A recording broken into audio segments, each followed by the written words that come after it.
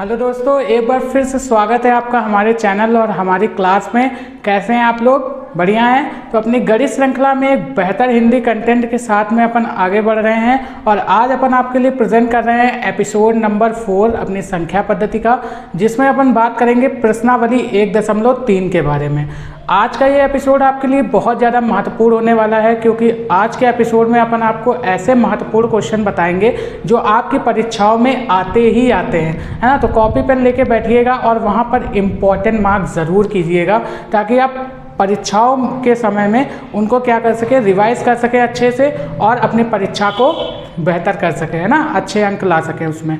चलिए, तो यहाँ पर प्रश्नावली 1.3 को पढ़ने से पहले अगर आपने हमारे पहले लेक्चर्स को नहीं देखा है, पहले एपिसोड को नहीं देखा है, तो डिस्क्रिप्शन में लिंक है, वहाँ पर जाके आप हमारे पहले एपिसोड को वॉच कर सकते हैं, ठीक है। और नए हैं तो चैनल को सब्सक्राइब कर लीजिएगा, ताकि आगे आने वाले एपिसोड की नोटिफिकेशन आपको मिल सके सबसे पहले, है ना। तो प्रश्नावली 1.3 में हम लोग डायरेक्ट क्वेश्चन से स्टार्ट करेंगे और यहाँ पर महत्वपूर्ण कॉन्सेप्ट भी सीखेंगे जो हमारे इन क्वेश्चंस में यूज़ होने वाला है ना। प्रश्न नंबर 1 से स्टार्ट करते हैं और यहाँ पर मैं आपको बता देना चाहूँगा कि जो प्रश्न है वो आपकी स्क्रीन पे आ जाएगा, तो घबराने की बिल्कुल भी ज़रूरत नहीं है। और अगर आपके पास एनसीईआरटी बुक है तो वहाँ पर आप क्या कर सकते हैं, एनसीईआरटी बुक लेकर हमारे साथ में क्वेश्चन को सॉल्व कर सकते हैं। चलिए, प्रश्न नंबर 1 देखते हैं हमसे क्या बोल रहा है, ठीक है। प्रश्न नंबर 1 में बोल रहा है, निम्नलिखित भिन्नों को दशमलव के रूप में लिखिए और बताइए कि प्रत्येक दशमलव प्रसार किस प्रकार का है, ठीक है। हमको क्या दिए हुए हैं, कुछ भिन्न दिए हुए हैं। देखिए, हम लोग देख लेते हैं, कुछ नंबर दिए हुए हैं भिन्नों के रूप में। पहला नंबर हमको दिया है 36/100, ठीक। दूसरा नंबर हमको दिया है 1/11, ठीक है, 1/11। तीसरा नंबर हमको दिया हुआ है 4 सही 1/8, ठीक है। और चौथा नंबर हमको दिया हुआ है 3/13। पांचवा नंबर हमको दिया हुआ है 2/11 एंड छठा नंबर हमको दिया हुआ है 329/400। अब इसमें हमको बताना है, पहले इनको दशमलव के रूप में प्रसार करना है, फिर हमें ये बताना है कि दशमलव का प्रसार किस प्रकार का। देखिए, हमने 2 प्रकार का दशमलव प्रसार आपको बताया अपने पिछले वाले एपिसोड में। पहला शांत दशमलव प्रसार और दूसरा अशांत दशमलव प्रसार, ठीक है। तो सबसे पहले हम लोग इसको दशमलव प्रसार में चेंज करेंगे। कैसे इसका दशमलव प्रसार करेंगे वो देखते हैं। तो इसके लिए हम लोग लंबा भाग करेंगे, ठीक है, यानी लॉन्ग डिवीजन मेथड का यूज़ करेंगे। हम क्या करेंगे, देखिए, ये हमारा अंश होता है और ये हमारा क्या होता है, हर होता है, ठीक है। तो हम क्या करेंगे, हर से अंश को क्या करेंगे, हाँ, भाग देंगे, यानी कि अंश को रखेंगे अंदर और हर को रखेंगे बाहर और भाग करेंगे। अब देखिए, जब हम हर से भाग करेंगे तो हर में क्या है 100 और अंदर क्या है 36, यानी 100 36 से बड़ा है, भाग नहीं होगा। तो इसके लिए हम क्या करेंगे, दशमलव लगाएंगे, 0 बढ़ाएंगे। अब देखिए, यहाँ पर हो गया 360। अब ये भाग हो सकता है तो कितनी बार में जाएगा, 100 तिहाई 300, है ना, ये हो गया। अब यहाँ से देखिए, 0 में से 0 गया तो 0, 6 में से 0 गया 6, 3 में से 3 गया तो कुछ नहीं बचा। इसी तरीके से तो करते हैं। अब यहाँ पर हम क्या करेंगे, फिर से 0 बढ़ाएंगे, है ना, और 100 का कितनी बार ले जाएंगे, 6 बार में। तो यहाँ से कितना हो जाएगा, 600, और ये पूरा विभाजित हो जाएगा, ठीक है। तो यहाँ पर जब हम लोग इसको दशमलव के रूप में चेंज करते हैं 36/100 को, तो कितना आता है हमारे पास, 0.36 ये हमारे पास आता है। यानी कि जब हम इसको दशमलव प्रसार के रूप में करते हैं तो ये पूरा विभाजित हो जा रहा है 0.36 के रूप में, ठीक है। तो हमने क्या बताया था, अगर कोई भी भिन्न पूरी तरीके से विभाजित हो जाता है तो वो हमारा शांत दशमलव प्रसार कहलाता है। शांत दशमलव प्रसार, है ना, ठीक। तो इस टाइप का क्वेश्चन अगर आपके पास आएगा तो आप लोग कर सकते हैं ना। बस इसको क्या करना है, भाग देना है और बताना है शांत दशमलव प्रसार है या अशांत। अगर यहाँ पर ये अशांत कब होता, अगर यहाँ पर ये नंबर पूरी तरीके से विभाजित नहीं करता, ये क्या करता, कुछ का कुछ यहाँ पर क्या आता, नंबर आता जाता और हम लोग भाग देते जाते। तो वो जो दशमलव होता वो क्या होता, अशांत दशमलव प्रसार हमारा कहलाता। ठीक है, या फिर वही नंबर बार बार रिपीट कर रहा होता तब भी वो हमारा अशांत दशमलव प्रसार कहलाता। ठीक है, तो ये हमारा क्या हो गया, शांत दशमलव प्रसार। अब अगर हम इसी तरीके से दूसरे क्वेश्चन की बात करें, यानी कि दूसरे पार्ट की बात करें इसमें, तो दूसरा पार्ट हमसे क्या बोल रहा है, देखिए ये हमसे बोल रहा है 1/11। 1/11 को भी हम लोग क्या करेंगे, इसी तरीके से भाग देंगे, यानी 11 को बाहर रखेंगे, 1 को अंदर रखेंगे। अब देखिए 11 1 को विभाजित नहीं कर सकता क्योंकि 1 छोटा है और 11 क्या है, बड़ा है। तो हमको क्या करना पड़ेगा, दशमलव लगाना पड़ेगा और यहाँ पर 0 बढ़ाना पड़ेगा। अब भी क्या ये इसको भाग कर पाएगा, नहीं कर पाएगा क्योंकि यहाँ 10 है और यहाँ पर 11 है, अब भी छोटा नंबर है। तो हम क्या करेंगे, एक 0 बढ़ाएंगे और यहाँ पर एक 0 फिर से लगा देंगे। अब ये क्या कर सकता है, विभाजित कर सकता है। कितनी बार में करेगा, तो 11 में 9 के पहाड़े में 11 के पहाड़े में 9 बार में क्या आता है, 99 आता है। तो 11 9 99। ठीक है, 10 में से 9 गया तो कितना बचेगा, 1 बचेगा। और यहाँ पर 9 में से 9 गया तो कुछ नहीं बचेगा, यहाँ पे 0 है, कुछ नहीं बचेगा, है ना। ये हमारे पास फिर से क्या बच गया, 1 बच गया। अब हम फिर से क्या करेंगे भाई, यहाँ पर 0 बढ़ाएंगे पॉइंट के बाद और फिर से हमको क्या है, यहाँ पे फिर से छोटा है तो हम फिर से यहाँ 0 लगा के एक 0 बढ़ा देंगे। भाई भाग करना तो आता है ना, सब लोग बचपन में सीखे होंगे। चलिए फिर से ये कितनी बार में जाएगा, 9 बार में जाएगा। तो कितना हो जाएगा, 11 9 99। अब फिर से 1 बचेगा।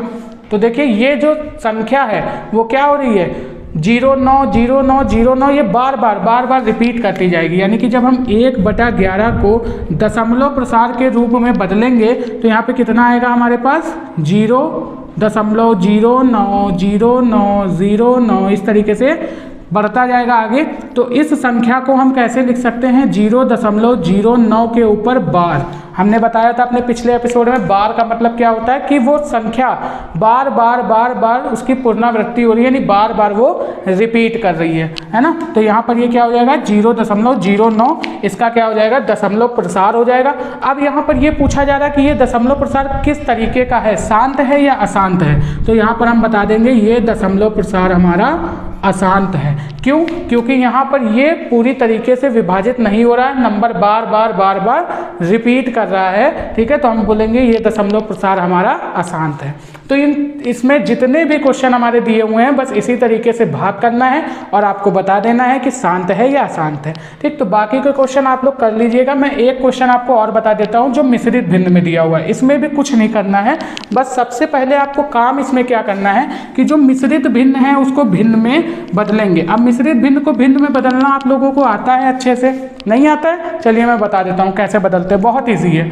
देखिए, अगर 4 सही 1/8 लिखा है तो इसको मिश्रित भिन्न में बदलने के लिए जो सही में नंबर होता है इससे मल्टीप्लाई कर दो, इससे क्या कर दो, गुणा कर दो। तो 8 चौक 32 हो गया और 32 में ये जो अंश वाला नंबर है इसको जोड़ दो। ठीक है, तो यहाँ पे कितना हो गया, 8 चौक 32 और 1 33 हो गया, बटे में 8, ये 4 गायब हो जाएगा और ये 8 का 8 ऐसे ही रहेगा, 4 8 32 और 1 33। ये तुम्हारा मिश्रित भिन्न से भिन्न में चेंज हो गया, यानी कि इसको जब हम भिन्न में चेंज करेंगे तो आएगा 33/8। समझ में आ गया? अब आपको क्या करना है, पुराने तरीके से भाई 8 को रखो बाहर, 33 को रखो अंदर और कर दो भाग, है ना। कितनी बार में जाएगा भाई, 8 चौको 32 हो जाएगा, 1 बचेगा, दशमलव लगाओगे, 0 बढ़ाओगे, 8 एक कम 8, 2 बचा यहाँ पर, है ना। यहाँ पर कितना बचेगा, 2 बचेगा। अब हम क्या करेंगे, फिर से दशमलव बढ़ाएंगे, 0 लगाएंगे, है ना, दशमलव लगा हुआ है। तो यहाँ पर कितना हो जाएगा, 8 का 8 8 16, 2 बार में जाएगा यानी कि 16 हो जाएगा। फिर यहाँ पर 4 बचेगा, फिर हम 0 बढ़ाएंगे, कितना हो जाएगा, 8 पन 40। अब देखिए यहाँ पर जो 33/8 है उसका जो दशमलव प्रसार है वो आ रहा है 4.125, ये हमारा आ रहा है। यानी कि ये पूरी तरीके से क्या हो जा रहा है, विभाजित हो जा रहा है 4.125 में। ठीक है, तो ये हमारा कैसा दशमलव प्रसार है, ये हमारा शांत दशमलव प्रसार होगा। ठीक है, शांत दशमलव प्रसार होगा। बात समझ में आ गई आपको? तो इस तरीके से आपको इसमें बताना है। चलिए क्वेश्चन नंबर 2 की तरफ आगे बढ़ते हैं। अगर आपको क्वेश्चन नंबर 1 समझ में आ गया हो, अब इसके 3 क्वेश्चन हैं जो आप घर पे प्रैक्टिस करेंगे अपने मन से। और देखिएगा जब आप हमारा ये एपिसोड देख लेंगे तो प्रश्नावली 1.3 आपके लिए बहुत ज़्यादा आसान हो जाएगी और बहुत ही महत्वपूर्ण तो है ही आपके एग्जाम पॉइंट ऑफ व्यू के लिए। इसी वजह से मैं बोल रहा हूँ कि प्रैक्टिस करते हुए जरूर चलिएगा, ठीक है। और आप लोग यहाँ पर भी क्या कर सकते हैं, प्रैक्टिस कर सकते हैं, वीडियो को पॉज करके इन सारे क्वेश्चन को और कमेंट में आंसर बता सकते हैं। ओके, चलिए हम लोग क्वेश्चन नंबर 2 की तरफ आगे बढ़ते हैं। क्वेश्चन नंबर 2 हमसे क्या बोल रहा है? क्वेश्चन नंबर 2 कह रहा है, क्या आप जानते हैं 0.12857 के ऊपर बार है वास्तव में लंबा भाग दिए बिना क्या आप यह बता सकते हैं कि 2/7, 3/7, ठीक है, 4/7, 5/7, 6/7 दशमलव प्रसार क्या होंगे? यदि हाँ तो कैसे? आपको 1/7 का जो दशमलव प्रसार है वो दिया हुआ है 0.142857 के ऊपर बार, ठीक है। देखिए ये क्वेश्चन आपको दिया हुआ है, आपसे बोल रहा है 1/7 का जो दशमलव प्रसार है वो है 0.14, ठीक है, 2857 के ऊपर बार। तो आपसे बोल रहा है कि बिना लॉन्ग डिवीजन, जैसे अभी हम लोग क्या कर रहे थे, भाग कर रहे थे, तो बिना लंबा भाग किए बिना आप हमको 2/7, ठीक है, 3/7, 4/7, 5/7 और 6/7 का मान बता सकते हैं, ठीक है। यदि हाँ तो कैसे बताएंगे बिना भाग किए हुए, ठीक है। तो बहुत ही आसान है, कभी भी आपके पास अगर इस टाइप का क्वेश्चन आए तो उसको कैसे करना है। देखिए इसके लिए हम एक एग्जांपल ले लेते हैं आपके सामने। मान लीजिए आपको अगर 1/3 की वैल्यू दी हो, 1/3 का मान कितना होता है, दशमलव प्रसार कितना होता है, कर लेते हैं भाई। यहाँ पर देखिए 1/3 है, 3 से भाग करोगे तो पॉइंट लगाओगे या 0 बढ़ाओगे, 3 3 का 9, ठीक है, फिर 1 बचा, 3 3 का 9, 3 3 का 9, यानी कि इसका जो दशमलव प्रसार होता है वो होता है 0.33333, यानी इसको हम लिख सकते हैं 0.3 के ऊपर बार, ऐसा लिख सकते हैं। ये 1/3 का आपको दशमलव प्रसार दिया है। अगर आपसे बोल दे 2/3 का दशमलव प्रसार बताइए क्या होगा, तो 2/3 का जो दशमलव प्रसार होता है वो होता है 0.6666, यानी कि 0.6 के ऊपर बार। अब देखिए अगर हम लोग ध्यान से देखें तो 1/3 का दशमलव प्रसार ये है और 2/3 का दशमलव प्रसार ये है, यानी 2/3 का जो दशमलव प्रसार है वो 1/3 के दशमलव प्रसार का दुगना है। यानी कि अगर हम इसको भाग ना करें तो हम इसको ऐसा लिख सकते हैं, 2/3 को 2 × 1/3 ये लिख सकते हैं हम लोग। तो यहाँ पर 1/3 का मान कितना है, 0.3 के ऊपर बार, है ना, या फिर इसको हम लिख सकते हैं 0.333 आगे बढ़ता हुआ। अब हमको 2/3 की वैल्यू चाहिए, तो 1/3 का मान ये है, इसमें अगर हम क्या कर दें, 2 से गुणा कर दें तो हमको 2/3 की वैल्यू मिल जाएगी। देखो 2 तिहाई 6, 2 तिहाई 6, 2 तिहाई 6, ये आगे बढ़ता जा रहा है 0.6, यानी कि 2/3 की वैल्यू हम लोग बिना भाग किए हुए निकालनी है, कितना है 0.6 के ऊपर बार, जो कि ये आ रही है ना। तो बस सेम टू सेम आपको इसी तरीके से इस वाले क्वेश्चन को भी करना है, ठीक। तो एग्जाम्पल आपको अगर समझ में आया तो ये क्वेश्चन आप कर सकते हैं। चलिए इस क्वेश्चन में देख लेते हैं कैसे करेंगे, ठीक है। इसको रफ करते हैं जल्दी से और क्वेश्चन की तरफ बढ़ते हैं। नोट कर लेना ये एग्जाम्पल ताकि आपको याद रहे। अच्छा, यहाँ पर एक बहुत ही अच्छा कॉन्सेप्ट मैं बताऊंगा आगे चल के, तो ध्यान रखना। देखिए यहाँ पर हमसे पूछ रहा है 1/7 की वैल्यू ये है भाई, हम लिख लेते हैं ऊपर 1/7 की वैल्यू है 0.142, यानी 142857 के ऊपर बार, ठीक है। हमसे बोल रहा 2/7 का मान बताओ। अभी हमने देखा कि हम 2/7 को ऐसा लिख सकते हैं, 2 × 1/7 लिख सकते हैं इसको ऐसा। तो यहाँ पर देखिए इसको कैसे करेंगे, 1/7 का मान ये है, इसमें हम क्या करेंगे 2 से गुणा कर देंगे, 2 × 0.142857 के ऊपर बार। अब इसको 2 से जब हम गुणा कर देंगे तो हमको 2/7 की वैल्यू मिल जाएगी ना। चलिए करते हैं, 2 7 14 के 4, हाथ से लगे 1, 2 5 10 1 11, 2 8 16, 1 17, 2 2 4, 1 5, 2 4 8 और 2 1 2, यहाँ पे हो जाएगा 0 से मल्टीप्लाई ये। तो जो हमारा 2/7 की वैल्यू आएगी वो कितनी आ जाएगी, 0.285714 के ऊपर बार। ये आ गई हमारी 2/7 की वैल्यू। कैलकुलेशन आप लोग भी कर लीजिएगा, ठीक है। चलिए समझ में आ रहा है आपको। अब इसी तरीके से 3/7 की निकालनी है तो इसको ऐसे लिख सकते हैं 3 × 1/7। अब इसी संख्या को 1/7 का जो मान है इसको 3 से गुणा कर दो, तो 3 × 0.142857 के ऊपर 12। अब 3 से गुणा करोगे तो 3 से 21 का 1 हासिल कितना आया 2, 3 × 5 = 15, 2 = 17, 3 × 8 = 24 और 1 25 के 5, ठीक है। हासिल कितना आया 1, फिर कितना हासिल आया 2, ठीक है। फिर 3 दूनी 6, 2 8, 3 चौको 12 का 2 हासिल 1, 3 × 1 = 3, 1 4 और ये 0, यानी कि 0.4285 के ऊपर बार। इसी तरीके से आप निकाल सकते हो 4/7 का, इसी तरीके से आप निकाल सकते हो 5/7 का, इसी तरीके से आप निकाल सकते हो 6/7 का। बस आपको क्या करना है, 4/7 को 4 × 1/7 लिख देना है, 6/7 को 6 × 1/7 लिख देना है, 5/7 को 5 × 1/7 लिख देना है और 1/7 की वैल्यू से क्या करा देना है, गुणा करा देना है। बस सिंपल सा आप बिना भाग किए हुए इन सब की वैल्यू निकाल सकते हैं। लेकिन अभी अगर हम आपसे बात करें 7/7 की, ठीक है, तो 7/7 का जो मान आएगा, ठीक है, वो कितना आएगा देख लेते हैं। यहाँ पर हालांकि पूछा नहीं गया लेकिन एक कॉन्सेप्ट आपको बताना चाहता हूँ। देखिए 7/7 की अगर हम बात करेंगे तो इसको लिख सकते हैं 7 × 1/7। अब यहाँ पर क्या करेंगे, दिए हुए नंबर में 7 से गुणा कराएंगे। तो 7 से जब गुणा कराओगे तो देखिए क्या आएगा, 7 × 0.142857 के ऊपर बार।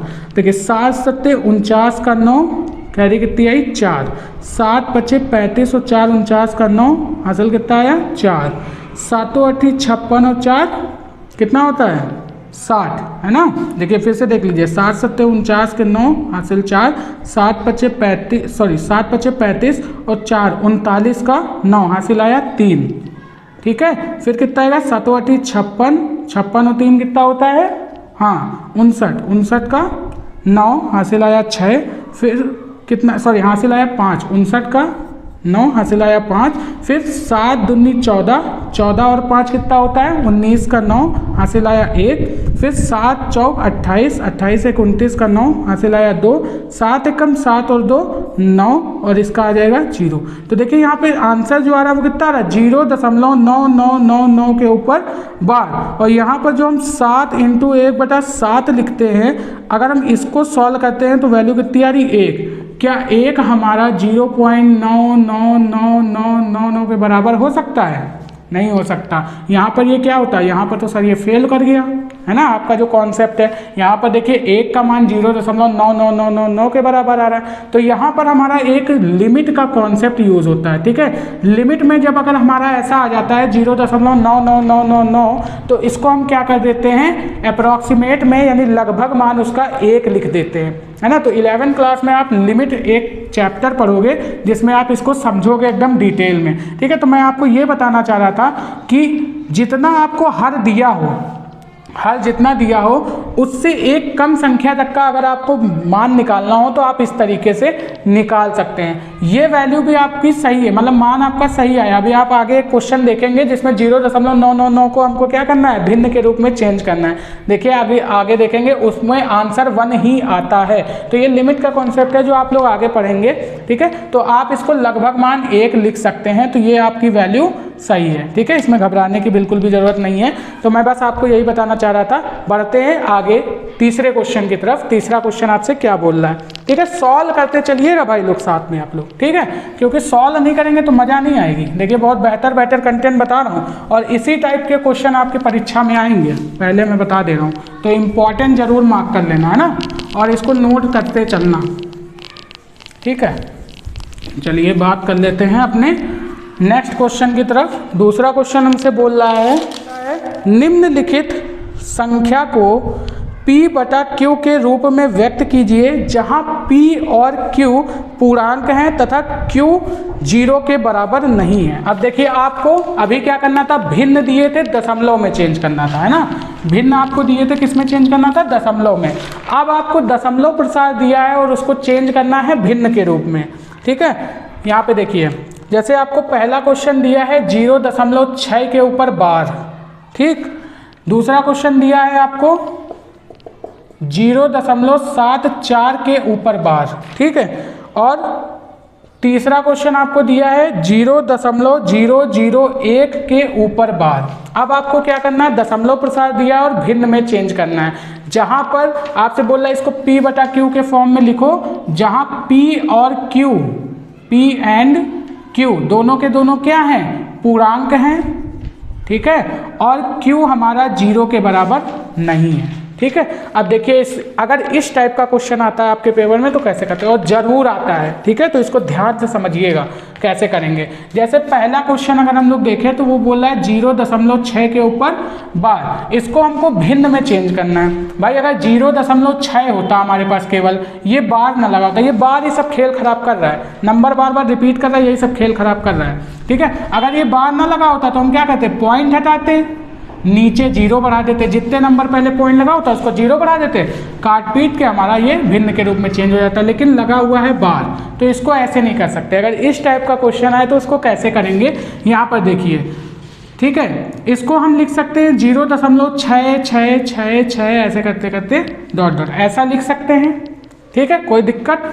अब देखिए जब ऐसा क्वेश्चन आए तो इसको हम ऐसे क्वेश्चन को पहले ऐसे लिखेंगे, फिर हम क्या करेंगे, इसको x के बराबर मान लेंगे। इसको हम मान लेंगे कि ये वैल्यू किसकी है, x की, कोई ऐसे ही हमने वैल्यू मान ली, ठीक है। अब हम क्या करेंगे, कितने नंबर रिपीट कर रहे हैं ये देखेंगे, ट्रिक यही यूज होगी, ध्यान से सुनना। हम लोग यहाँ देखेंगे नंबर कितने रिपीट कर रहे हैं, तो यहाँ केवल एक नंबर रिपीट कर रहा है 6, इसके अलावा कोई नंबर रिपीट कर रहा है नहीं। तो बस इसको क्या करेंगे, x के बराबर मानेंगे और जितने नंबर रिपीट कर रहे होंगे उतनी बार 10 से मल्टीप्लाई कर देंगे। जैसे एक नंबर रिपीट कर रहा है तो 10 से मल्टीप्लाई करेंगे, ठीक है। अगर यहीं पे 2 नंबर रिपीट कर रहे होते तो 100 से मल्टीप्लाई करेंगे। अगर इसी तरह 3 नंबर रिपीट करेंगे तो 1000 से मल्टीप्लाई करेंगे।